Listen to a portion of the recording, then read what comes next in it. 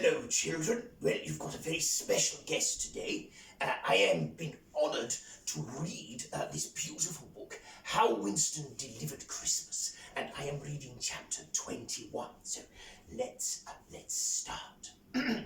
Chapter 21, Clockwork.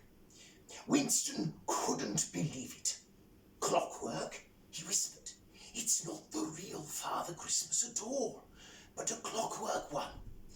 He was now standing in one of the enormous windows of Fortescue's, looking at the extraordinary scene in front of him. Everything was set up if they were in Father Christmas's workshop at the North Pole. In the middle of the display stood Father Christmas, but he wasn't a real person at all. He was a lovely and probably very expensive model, but a model nevertheless.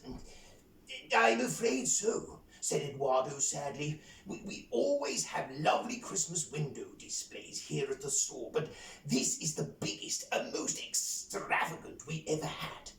It's taken almost a whole year to plan and make. We've had crowds of people standing outside looking at it, and people have travelled for miles to see it. Watch. Eduardo disappeared behind one of the painted black backgrounds and carefully flicked a number of switches that were hidden away out of sight. The window suddenly came to life. Lights flickered on and a curtain of pretend snow began to fall behind an artificial window at the back of the workshop.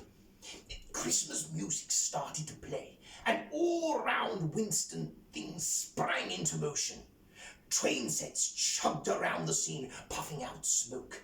Toy aeroplanes swooped and looped overhead.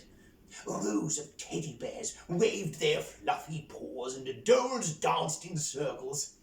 Clockwork elves dashed about on hidden tracks, each carrying parcels of toys or bunches of carrots for the reindeer, whose head appeared every so often through the workshop door.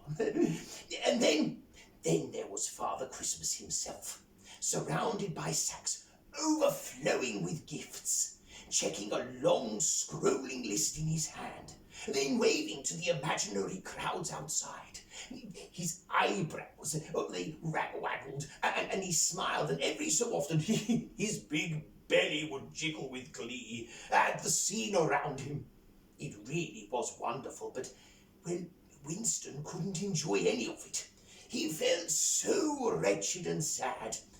He tried so hard to deliver his letter, but he let his hungry tummy distract him. He should have known that the real Father Christmas wouldn't have time to be standing around in shops on Christmas Eve. And, well, now it was too late to get the envelope to the North Pole. Winston slumped against Father Christmas's boots and covered his face with his ears. Whoever wrote that letter isn't going to get anything tomorrow morning.